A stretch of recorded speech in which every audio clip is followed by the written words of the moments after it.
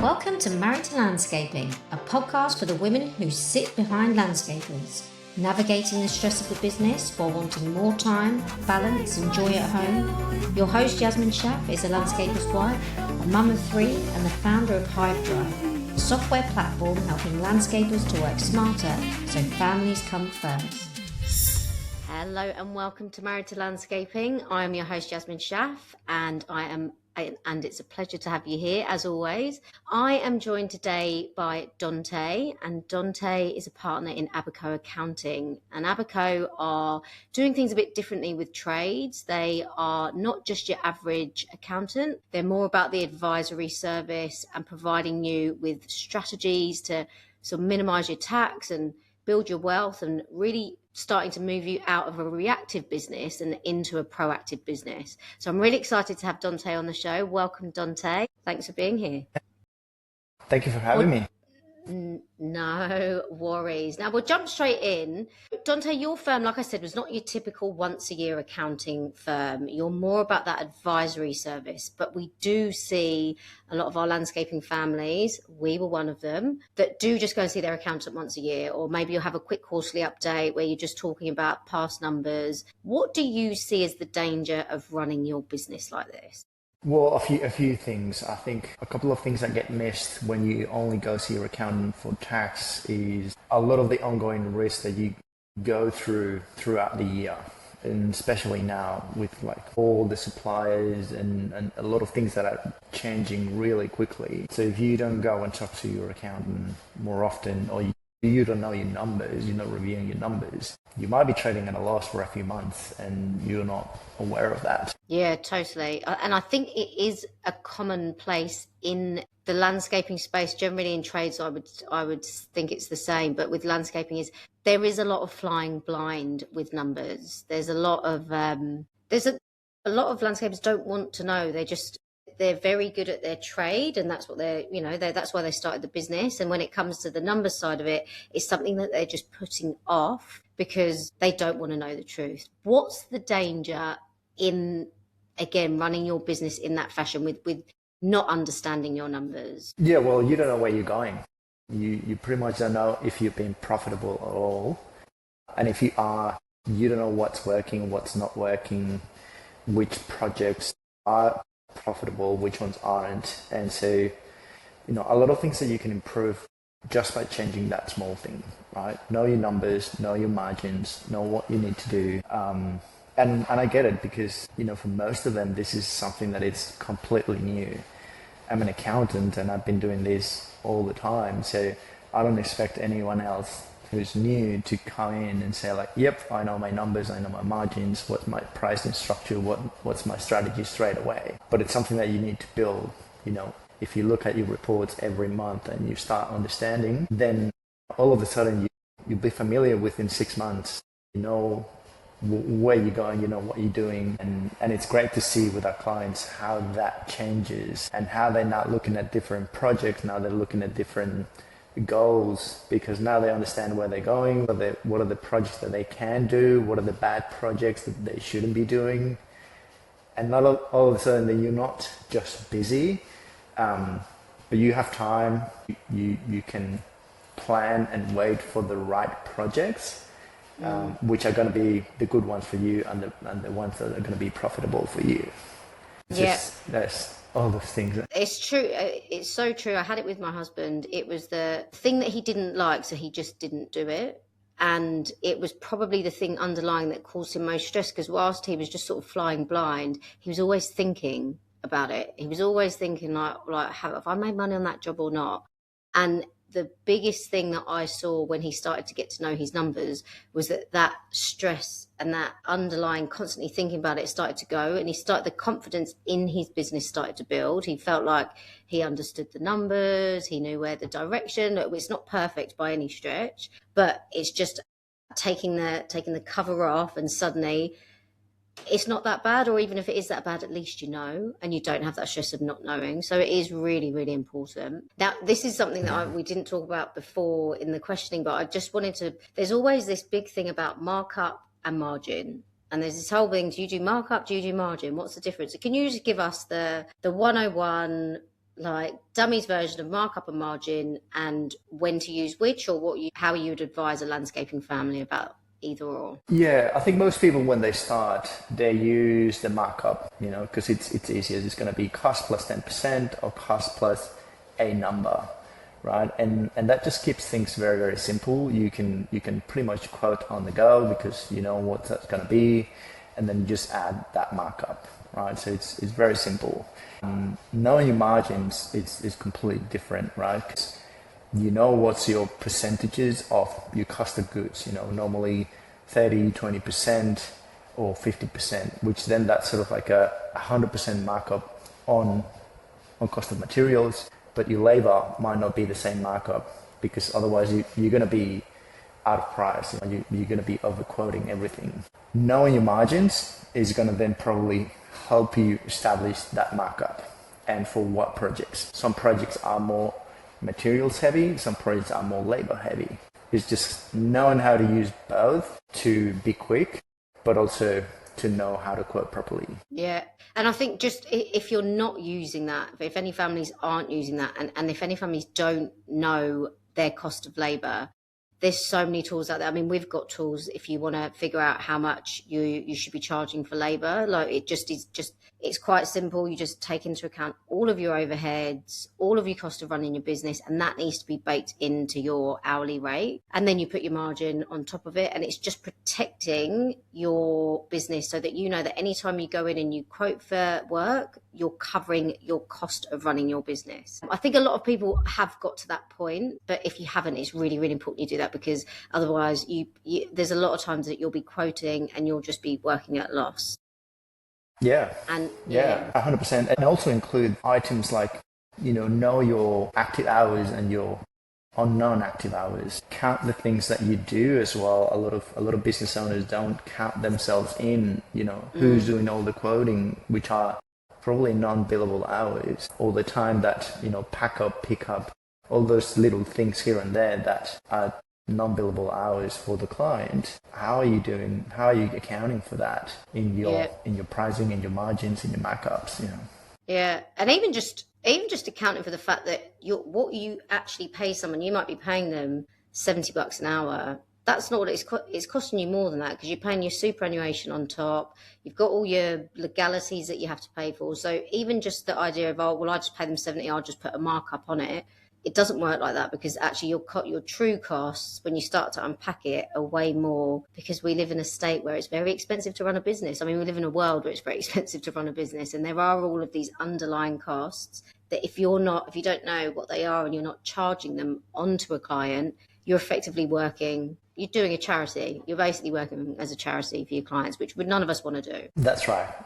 Something I tell my clients, more often than not, is if you are really, really busy, it's because you're probably not making money. If you're winning every quote, it means you're too cheap and you're not making money. So be careful when you're in that position. Yeah. And the hardest thing, I think, again, I was from the perspective of in the back end, I was telling my husband to raise his prices, and his response was, I can't possibly charge that much. He's on the front end and he's talking to the clients. And I think it just because he didn't actually understand his numbers, he felt that if he charged, that was just too much. But once he started to understand his numbers, he was like, of course I can charge this much, because it's costing me way more than what I've been charging the client. And it's when he had that realization, he had the confidence to go in and say he had the confidence behind his numbers. It was like, yes, of course I can charge this much. And you're right, he didn't win every job. And the jobs that he didn't win were the jobs that he shouldn't have done anyway. So yeah, it was a real realization. So definitely worth. Yeah, that's right. That.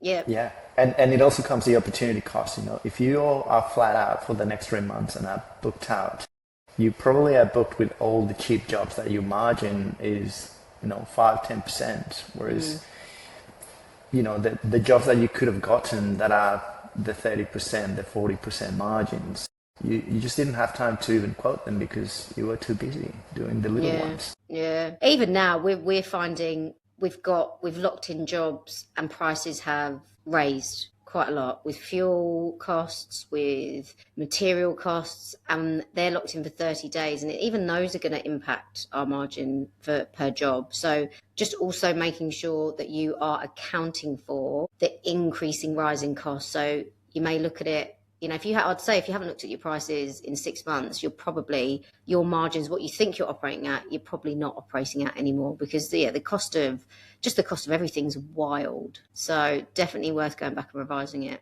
And yeah, absolutely. And you can use software to do that. And if you quantify your software, your cost per unit, your own software will tell you, what's the variance between last month and this month's cost.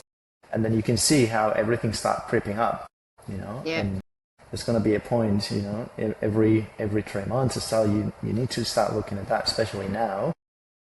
Whereas, 5 years ago, probably our inflation rate was 2-3%. So you probably didn't need to look at your prices once a year. Whereas now it's more like, is that 2-3% every couple of months? Totally. So you really need to do that change. And you need to not feel bad about it, because the supermarket doesn't feel bad, the petrol pump doesn't feel bad, like none of these, like, they're businesses, and they understand that they have to, if prices go up, they have to raise their prices. If you are operating, and this is probably something I'm really passionate about, if you're operating on a price perspective with your clients, you haven't differentiated yourself enough. You need to be looking at the value you're adding to the client, the experience you're giving to the client, and then it takes you out of that price war, and you can charge more, and you can, if that is the client you want to be working with. Like you said, Dante, you'll lose some jobs, but they're the jobs you need to lose, because they've probably they've just been trying to battle people down on price, and they're not the people that you want to be working with. So yeah, definitely worth it. And then, so this brings us to 100%. I'd say something that probably impacts all tradies, but it is significantly for landscapers, is that cash flow, and the huge swings in cash flow, and how, it's the ups and downs of the business. And if we're just waiting till the end of the year to look at numbers, you're often flying, as we said, flying blind. What's your advice on managing cash flow so that you are not stressed about paying the boys every month? You're not stressed about materials coming out. You're not stressed about, having to pay your subscriptions and stuff. What's your best advice around managing cash flow? Yes. Okay. I think a good rule of thumb that we do is, let's have at least 3 times your overheads in the bank, right? That's just sort of like building your treasure chest there. If you can't manage that, because I know it's hard, like 3 months is sort of like ideal, but if you can handle that, then you need to look at how many months or how many weeks do you have in the bank based on your overheads. And from there, if you have only maybe a couple of weeks or 3 weeks overheads, you need to then look at that every week. Every week, know what's coming in and what's going out, how many bills you have to pay, which customers are you waiting to getting paid. From there, then you can sort of like move on into something a little bit more advanced, where then you start knowing what's your average pay rate, and then you can calculate, your next 3 months, 4 months, 6 months based on that, if you have really good numbers. But to start with, at least know every month, if not every fortnight, what's coming in, what's going out, what's coming in, what's coming out. It's about timing. So it's not about how many jobs you've done, how many sales you've done. It's how many customers paid us this week, and what suppliers did we pay. I think a lot of the mistakes as well are, a lot of the trades, they don't like to have bills in their software, waiting. Someone there is waiting to be paid, and it's like, well, yeah, but you're not getting paid for 15 days or sometimes 90 days. Why are you paying your suppliers the same day they send you their bill? And it's like, oh, I don't want to owe anyone. And it's like, well, but you're choking yourself. You've just described my husband. Just use that time. Yeah, and it's valid, like, they don't want to get in trouble, but if you know that you can manage it, then you're going to be fine. Yeah, and I think from my husband's perspective, I think he never likes waiting to be paid. So he's just like, I don't want people to wait to be paid. But it's just like, if you're managing expectations, and at the time, when you're working with them, they understand your payment terms up front, and they're, if a contractor's accepting the job with you, or, suppliers and stuff, it's fine. Like, I know you've got to, I think it was the hardest thing is coming out of what your expectations are and just not basing your decisions on that, because a lot of landscapers base their decisions, I can't put the prices up because they feel like they can't. It's like, you can. Like, all of these things are based on your own personal, the way you're looking at it, but that's not how everyone else looks at it. So yes, I think that's a really critical piece of information there, Dante. Yeah. Thank you. Yeah, yeah. And it feels like a lot of the things that we've discussed it's around how you feel about the money and how you're reacting around that. Once you discover what's your trigger points, and yes, I'm going to have to manage debtors and manage suppliers a little bit differently to make that change, and just do it little by little. And all of a sudden you'll be running that pretty. Yeah. Now, sorry, the other thing that always comes up with landscaping families is tax, Mr. Taxman. Any tips to better manage the taxman? I think, again, I would start with the feeling, right? Everyone feels that they're paying too much tax, right? Aren't we? I think and we once are. I show everyone the numbers, I think we're actually pretty good. I have a couple of clients that they felt that we're paying too much tax, and they moved back to Finland. They were from Finland, and then they came back in 3 months because they say, like, no, Australia is actually okay. They were getting taxed like 45% on every dollar or something like that, plus more things that they had to pay. So we're actually not that bad. And the good thing is, like, if you're paying tax, it means you're making money. Yeah. Normally, doesn't matter, like, you can earn a lot, and you're normally going to be still at that 30% bracket, usually on average, right? So if you think about it this way, do you want to worry about that 30% that's going to the government, and you're going to be potentially overspending because you're going to be looking at ways to how do you spend your money to lower your tax bill, right? And so most people start buying tools that they don't need, they buy another car that they don't need, and when the bad months come in, then all of those little things that you did to save yourself tax are going to come bite you, because now you don't have the cash flow to protect your business on those tough months. It's one thing for others. Don't focus 100% on reducing your tax. I think it's always better to focus on growing your revenue so that you have more cash to pay that tax. It's a great way to look at it, But Dante. at the end of the day, in other terms as well, is understand every sale. So if you know your margins, you know what each project's going to cost you in tax, pretty much. Like, so from the beginning, okay, 10% of the revenue from this project is going to go to tax in X amount of time.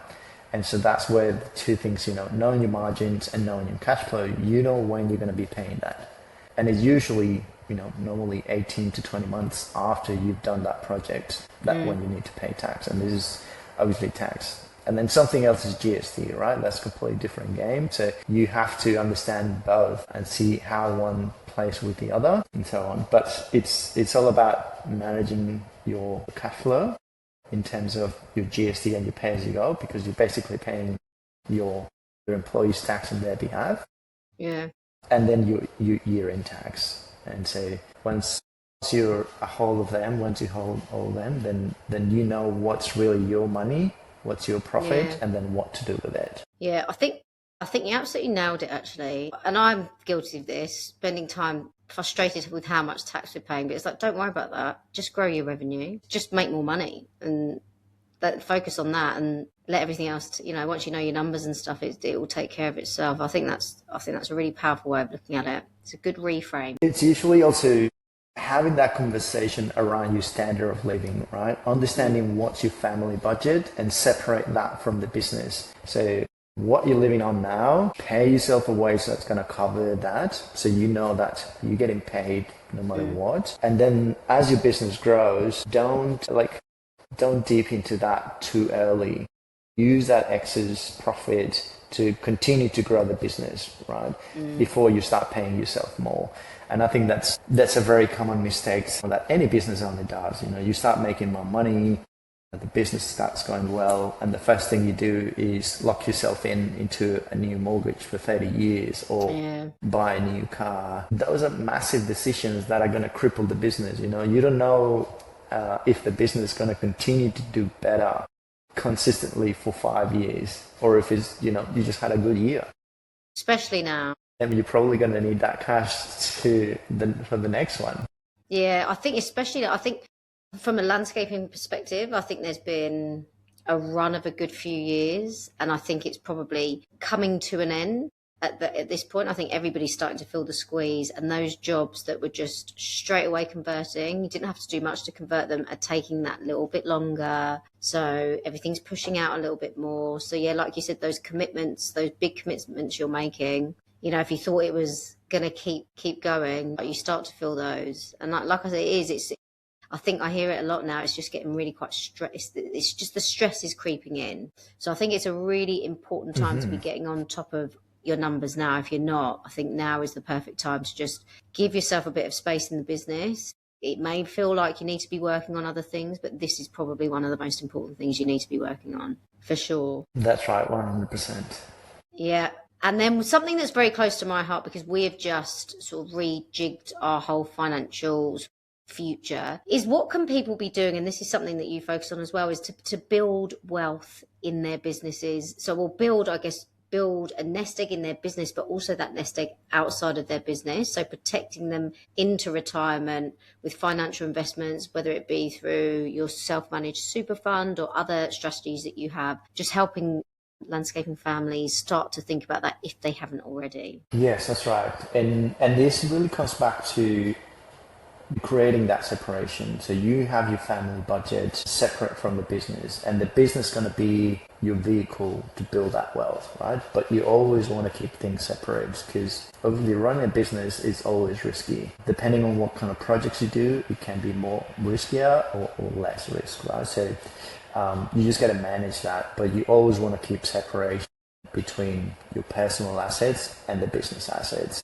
So that's where there's a couple of options, like there's obviously number one, choose your structure right. So are you a trust? Are you a company? Are you a group of companies? Depending on how big your business is, if you're doing bigger projects in the landscaping space, you probably have tipper trucks and excavators and all these assets that you continue to build. There's going to come a point in time where you want to separate those entities, and maybe have, an asset holding entity, and then your business entity, and then your real estate entity, where, if you have been buying warehouses or land to put your vehicles in, it's about managing those at what stage you're on to start separating structures and start separating each other from any legal risk or liability. So that's sort of like number one. And then number two, it comes to tax, right? Like, how do you separate yourself, and how the business starts helping you build that wealth into your personal assets, either your superannuation fund or you build something outside of your super, now that the government's targeting a little bit of their high superannuation fund. What is it, 3 million? 3 million, yeah, 3 million. So that's going to be taxing an extra 15%. So, see, Dante, we are taxed too much. There's a couple of strategies. Yeah. I have to admit that is one a little bit of an extra tax grab there. But yeah, and the thing is, you have to be aware and you have to plan, right? How are you going to get to that? And if you get to that 3 million, what can you do? And then just assess your options there. But yeah, using all the different structures, obviously superannuation is always going to be the most effective because you're taxed at 15%. And then once you reach your retirement age, then there's no tax. So that's great, right? So you want to use it as much as you can.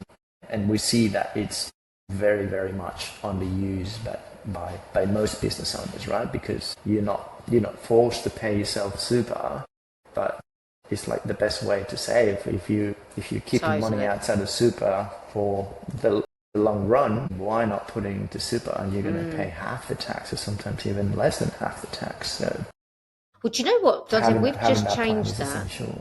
we with the Zave and I, my husband, have just changed it because we didn't know. Like, we literally didn't know. We were just flying blind, like you said, flying blind with numbers in the business. It's also flying blind with all these things that you can be doing outside of the business. Which is why it's so important that you're speaking to accountants, proactive, like, you know, like you guys do. It's that proactive accounting that's telling you about all these things that you can be taking advantage of. And obviously, when you first start out, you may not be thinking about that because you are younger, maybe you don't have a family. Once you start getting to our age, my age, you've got family, you're starting to think about future. It's like, okay, you know, haven't really been thinking about super, let's start, you know, and then someone tells you something like, okay, let's go all in on super. So it's definitely something you should be thinking about.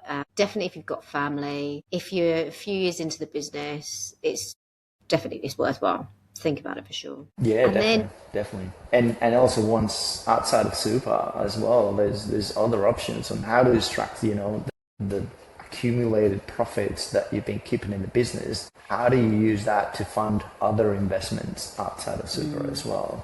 So a lot of people just take the cash out of the company, becomes an issue with Division 7A and all those things, all those loans, directors' loans, things like that, not knowing that you could probably just use a commercial loan to fund, you know, your property acquisition. You know, if you're buying commercial property at arm's length, then you can still use that money without the issue of being a Division 7A loan. Having those plans discussed with your accountant, you know, we find that a lot of the times clients come to us and say, instead of I want to do these or I have an idea, they come to us and say, I've done it. I've done this. And we're like, oh, you know, that was us. Sometimes we can do things to fix it, but sometimes we can't. And it's, if you come to your accountant with a contract already signed, it's probably too late. Yeah. I think the biggest things that we found is if you haven't got an accountant that's telling you, before you make any decision, come and speak to me, then I don't think they're proactive enough. You know, they really are. A good accountant is your right-hand man, or right-hand woman. They're the people that, before you make any decision, you do go and speak to them because they can make a significant difference to how profitable, the wealth creation, all of those things. So, yeah, I think that's why a proactive service like, you know, Abbaco, Dante, that you provide is essential, especially for trade, especially for the landscaping families. Do not just speak to your accountant once, twice a year. Things are changing so fast that it would be such an error, such a financial error. Yeah. And it's ongoing, you know. Our clients we sometimes just call and, you know, just a quick chat. And even those just little quick chats are probably where the most value lies. Because we just want to hear what they have in their head. And it's like, oh, you know, it's like having a good mate at the pub and running that through, but you're at least running with someone that actually knows the law and you know what you can, what you can't do, because we do that every day. And it's going to take us 5 minutes to go through that discussion. Yeah. Why not, right? Totally. Yep. So then I'm the founder of Hive Drive, which is a software platform to help landscapers run their businesses more efficiently. And I think one of the biggest reasons I think it is important that you start using software where you can to run your business is so you can give yourself time and breathing space to start looking at things like your numbers, start understanding your numbers, because this could be a completely new language to a lot of our landscaping families. Like, they've avoided it, they don't want to know. So it does take a bit of time. It does take, you know, you need to get your head around it. We're lucky enough to live in the age of AI where you can stick all of these terms in that you don't understand, that scare you, that you don't, you know, what on earth are they talking about, and say, give it to me in layman's terms. So that's a really great opportunity to do that. But you're obviously an advocate of software as well. What do you see when a business is running, you know, using the right software to run their businesses? What do you see from a financial perspective? Yeah, so there's a lot to see. There's a lot that's coming up recently, lots of changes, and everyone's implementing AI because pretty much you have to, you know. If you're not using it, you're falling behind. So yes, there is a little bit of a learning curve, but I think just you start using it and, you know, get used to the reports. You know, it's really, really good to explain, you know, sometimes, and I'm guilty of this, we get very technical on the things that we do. And I myself use AI to say, like, okay, how do I explain these to my client that has no knowledge of all these financial terms and all that. And it's really, really good at explaining that, and even can build like infographics and graphs that are easy to understand.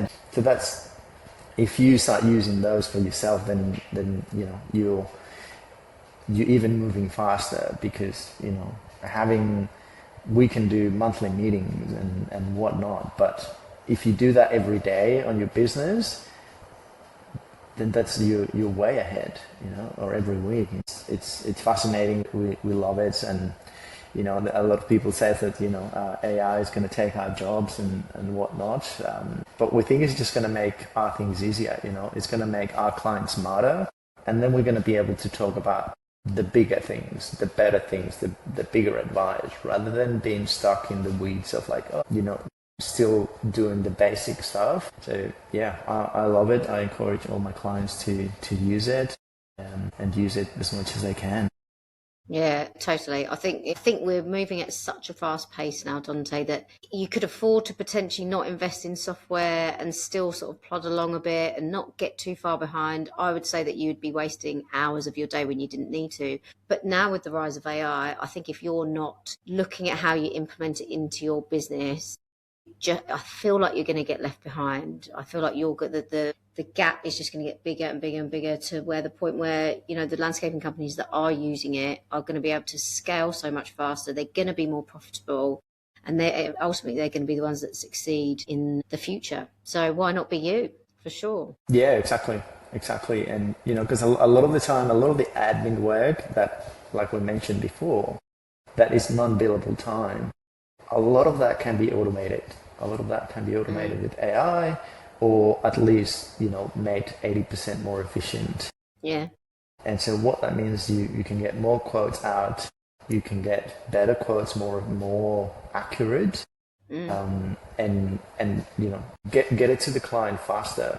Now everyone wants everything same day, next day kind of things. And so if you're the first one there, you're probably going to win the job just because you were the first. Yeah. Yeah. I mean, there is this, it's sad, but the profession has this, you know, this idea, like they're almost grateful that a trainee calls them back. It's like, oh, he actually called me back. And it's like, they're not doing it because they're, you know, that they're just not nice people. They're doing it because they're so busy. Like, these guys are running 2 jobs. They're doing their site job, then they're trying to get the quotes out. Anything you can do to give yourself the breathing space, so you can start looking at using software, using just technology to help you do the stuff that it can do, so you can focus on the stuff that it can't do, which is how you're going to grow your business, you know, getting intimate with the numbers, all of those sorts of things. It's just giving yourself that space to spend time doing that. Because like I said, the first thing I always hear is, I just don't have time. And it's like, yeah, you don't have time, but let's look at where you can save time then. So definitely a very, very powerful tool. And it's getting really good. Yeah. Oh gosh, it's mind blowing. It's absolutely mind blowing what it can do. We're developing a new quoting tool now, that literally is going to take quoting down from hours and days to minutes. And these professional quotes you can send to a client in minutes is mind blowing. That's what I mean. If you're not leveraging the technology to do that, and you send your quote 7 days later, the job's already started for some people. Investing in the tools is definitely something that you should be thinking about, for sure. Yeah, 100%. Yeah, that's what we call work on the business, and you know, building the systems and processes is going to save you a lot of headaches. Yeah. Yeah. Dante, thank you so much for your time. I appreciate it. We know you're very busy. It's the end of it's the tax time. It's that season. So you've taken some time out of your busy schedule to share some really valuable insights. So thank you so much. If our listeners are interested in working with you and Abbaco, they are interested in progressing their discussions and building that wealth outside of just the business, how do they get in touch with you? Yes, so just on our website, www.abbaco.com.au. You can book a meeting with us. It's nice and simple. We still want to keep that very human, so we want to talk with you and discuss your business. What's your goals? Where do you want to take that business? And then we can go from there. Yep. Dante, I've forgotten a very important question. On Married to Landscaping, we have a date night challenge. This is where couples sit down, talk about their business in a nice, calm, relaxed environment, and think about actioning one thing that's going to help them move towards a business that is financially free and time free. Have you got something a task you can give our couples that could help them with this? I think something that I do it once a year, so it's probably not something that you do that often, but it's separating your goals into 3 different aspects: your family goals, your couple's goals, and your financial goals, and then how each of you are going to contribute to each side of things. So that sort of like keeps things very, very separate and not intermingled. And so then we know that, our financial goals are very separate. They have nothing to do with our family or our personal goals. So yeah, that for me, it's a very good way to separate things, and that's what worked for us as well. Perfect. I think that's a great one. I think you have spoken. You've mentioned it a few times about keeping things quite separate, and I think that is important, because as you start to, if it all sort of falls under the one, your financial goals, your personal goals, your family goals are all in one, that's when I think tension can start to build, because you can't hold each other accountable for different things. And I think that's the biggest thing, is just holding each other accountable. If we've set a goal, like, what are you doing to achieve it? Okay, well, in this side of things, we just need to move things forward a bit more, and that's completely separate to our family. And so, yeah, I like the idea of keeping things completely separate.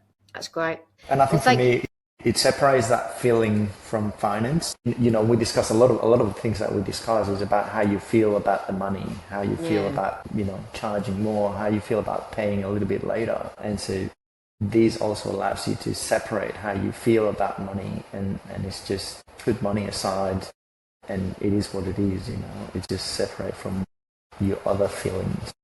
Yeah. No, great advice. Well, there we go.